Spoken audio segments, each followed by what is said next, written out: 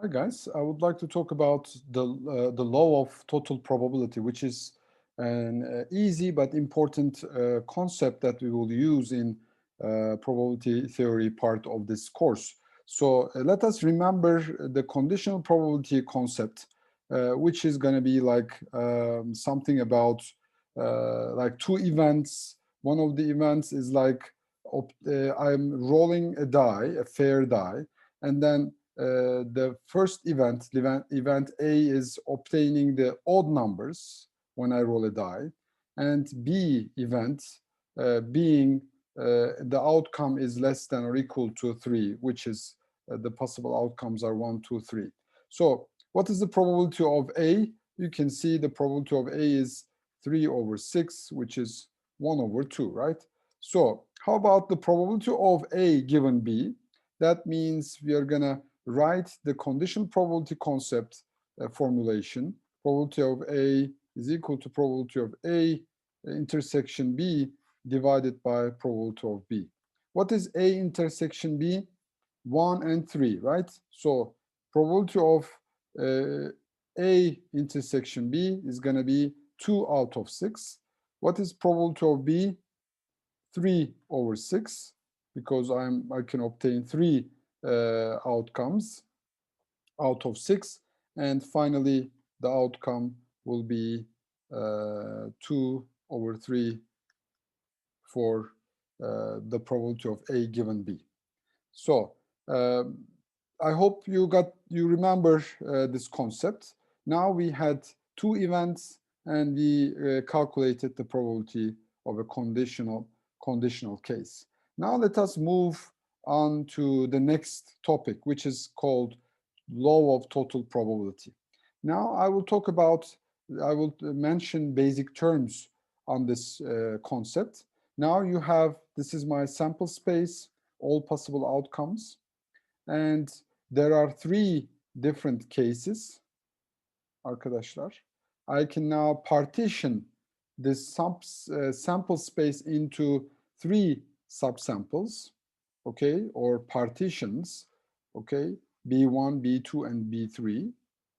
But there is an event called A, which occurs in all these three partitions. Okay, A is an event that occurs in all three cases. So we will be trying to find out the probability of A when it is like in all three cases.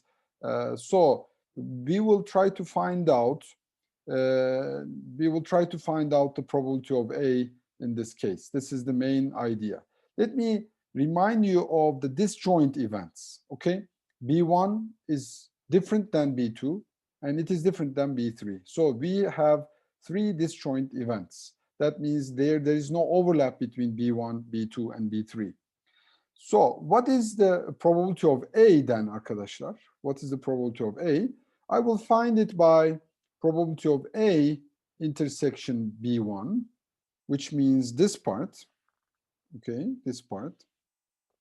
Then probability of A intersection B2 here, and then probability of A intersection B3. So if I add these three, I will obtain the probability of A, because A occurs in all three disjoint, let's say, subsets. Okay, this is my sample space, and this is my sub space kind of thing. Okay, so how do I find this arkadaşlar?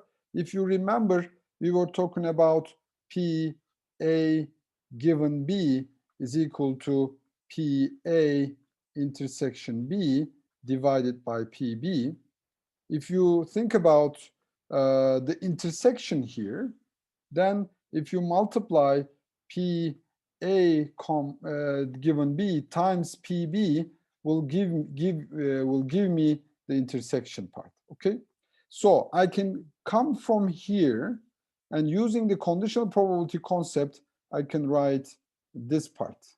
Okay, so intersection of A and B, the probability is equal to given this part and then times probability of B1.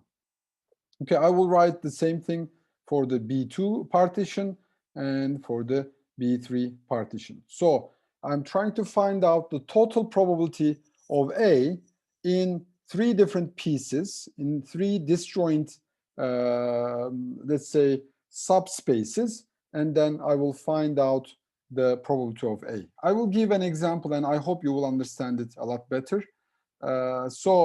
We will talk about the partitions, different cases. B1, B2, and B3 are partitions, okay? And they have to be disjoint. And it should cover the whole sample space, okay? If, let's say, if my sample space is like that, if my first partition is here, second partition is here, and third partition is here, but there's nothing here, then it shouldn't, we cannot calculate the law of total probability. So it has to be covering the whole sample space if I have such an event that would touch to all different partitions, okay? Let me give you one sample example which will help you understand what's going on here. I have 3 bags. If you remember from high school, we were solving such questions. The first bag has 75 red and 25 blue marbles, marble bilye. Bag 2 has 60 red and 40 blue marbles. And bag 3 has 45 red and 55 blue marbles. Okay? So what is the question? I'm choosing one of the bags at random and then pick a marble from the chosen bag, and I would like to find out the probability that the chosen marble is red. Okay, there are 3 bags like that, and in each of them there are 100 marbles. Okay, some of them are red, some of them are blue. Again, 100 marbles like that.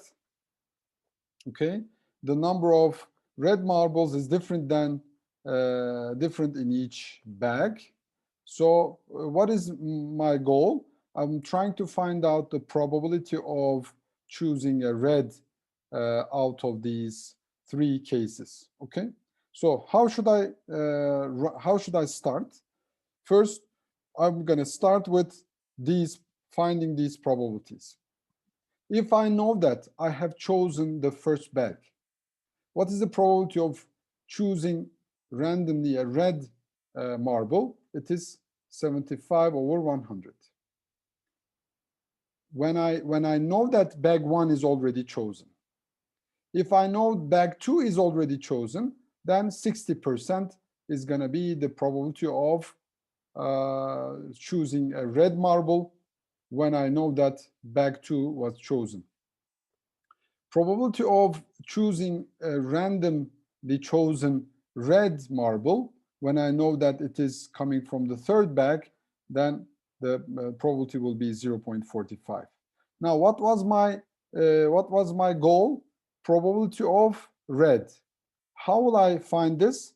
Using the law of total probability. Law of total probability. Okay, so R given B1 times B1, R given B2 times probability of B2, R given B3 when I know that B3 is chosen. So what is the probability of choosing bag 1 or bag 2 or bag 3? It's 1 over 3, right? There is no any choice. Let's say it's like one of the 3 bags. So I can choose this one or this one or this one. So it's like 1 over 3. Do I know all these? Yes. From each bag, I know the probabilities of choosing a red marble. So I will find out the probability of choosing a red at the end will be the total probability of multiplying all these by 1 over 3 and obtaining a probability of 0.6, which is like 60%. Okay, same thing. So I hope you got the main idea. So this is the law of total probability. Now I want to talk about a little bit more difficult example. in which I want you to use a tree, probability tree. Okay, let me read the question. 80% of people attend their primary care physician. Like when they go to, in their neighborhoods, they go to a doctor, and 80% of them attend their doctor, go to their doctor, and 30% of those people who go to their doctors regularly have no health problems during the following year. Out of the 20% of people who don't see their doctor regularly, only 5% of them have no health issues during the following year. So this is given to me, arkadaşlar. Like 80% go to their doctor regularly, and of those 80%, 35% of them have no health problems in the following year. And the remaining 20% of people who do not go to their doctors regularly, 5 of them have no health issues. Okay, so what is the question? What is the probability that a random person will have no health problems in the following year? I'm choosing a person in the population, in the neighborhood, and I will ask them if they had any health problems or not. And then I'm trying to find out the probability that those people have no health problems. Those people with no health problems may come from this first group or from the second group, right? I have two cases. I have the sample space, and then 80% of people are like, this is 80% of people who go to their doctors, like 80% of the people go to their doctors regularly, 20 do not go to their doctors regularly. In this 80%, some people have no health problems, okay? 35% have no health problems, and like 5% have no health problems. So this is a kind of needs a total law of total probability, because this probability will come from both cases. Let us approach to this problem using a tree approach. Okay, let us look at this problem again.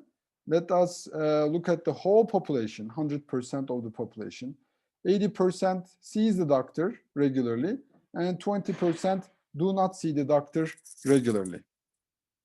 So those who see their doctors regularly have no health issues is like 35%. So this is given in my question, but this is not given, and I should be prepared to find this no health issues.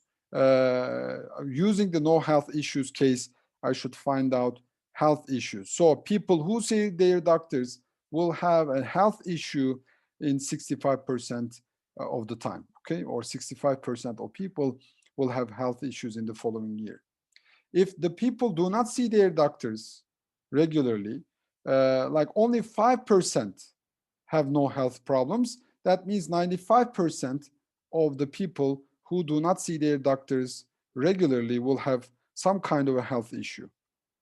Okay, now when I read a question, I should be able to draw this tree from the question that I'm reading. Okay, this is very important skill that I want you to develop in this part of the course.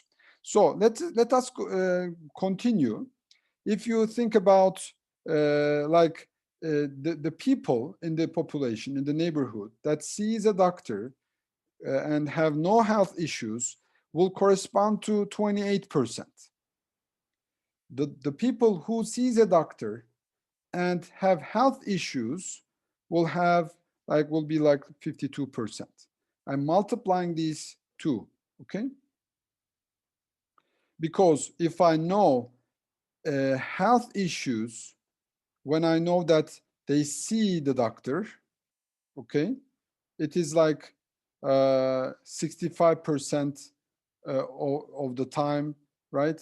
The like probability 65% times 80%. Okay, if they don't see a doctor and they don't have any health issues, it will be like 1%. They don't see a doctor regularly and have health issues, will have like 19%. Okay, what was my goal? I was planning to obtain the people randomly chosen person who have no health issues. Like 28% comes from this group and 1% comes from this group. So totally, I will add these two in my solution to this question. Okay, so 28 plus 1 will be like 29. It will be 29% of the case when I choose a random person, and he will have no health problems. Okay, so I wanted to talk about the conditional probability case here, total law of total probability, and I have one final question about a screw factory, and this is going to be the end of this video. And I have a factory, and I have two machines. Okay, machine 1 and machine 2. And when I talk about machine 1, it is old, but it produces 75% of all screws. So it like gives us most of the products. And this is like newer, but with a small capacity, 25% of the outcomes or the products are coming from the M2 machine. Okay, so we know that 4% of the screws are defective. They have some kind of a problem. And here, because this is newer, the probability of obtaining a defective screw is less. Okay, it is like less than the machine 1. So if we choose a screw at random, okay, at the end, I am producing, let's say, 100 screws. 75 of them are coming from M1. Some 25 of them are coming from M2, and some of them are defective. They may either come from the first machine or the second machine. That's why I use total law of probability. Okay, so what is my goal? I'm trying to find out the defective, choosing a screw at random and finding out that it will be a defective screw. Okay, so I should start with the tree. I will start from here. 75% of the screws are coming from the first machine and 25% of them coming from the second machine. And from the first machine, 4% of them are defective, 96% of them are non-defective or good screws. For the second machine, 2% is the rate of defective, and like 98% of it is obtaining like non-defective screws. Okay, so how should I proceed with this question? So what am I trying to do? I'm trying to find out the probability of defective screws. What are the two possible cases? The screw is coming from the first machine or from the second machine. The defective probability, given that it's coming from the first machine, is probability of D given M1. And this is the obtaining a defective part when screw when I know that it's coming from the second machine. So how do I find M1? This is 0.75. What is M2? 0.25. How about P when I know it's coming from the first machine? What is probability of D? It's going to be 0.04. And if I know that it's coming from the second machine, the defective probability is 0.2. So if I would like to perform the calculations, then I should multiply this with this one, which is 0.03, and I will multiply this with this one, and I will obtain 0.005. So if I add them up, I will find out 0.035, which is like 3.5%. Okay, like if I pick a random screw, 35% of the 35% with 35% probability, I will have a defective screw. Okay, so this is the end of the total lower probability. I hope you got the main idea. What was the main topic again? I have a sample space. I have a couple of let's say partitions. Let's say I have the first partition, second partition, and third partition. But I have something touching to all partitions, an event which I'm trying to find out, a disease, a defective part, or something like that, and then I will find out the probability of A using the total lower probability, which is going to be like probability of B1 times probability of A given B1, and so on. Okay, so I hope you got the main idea.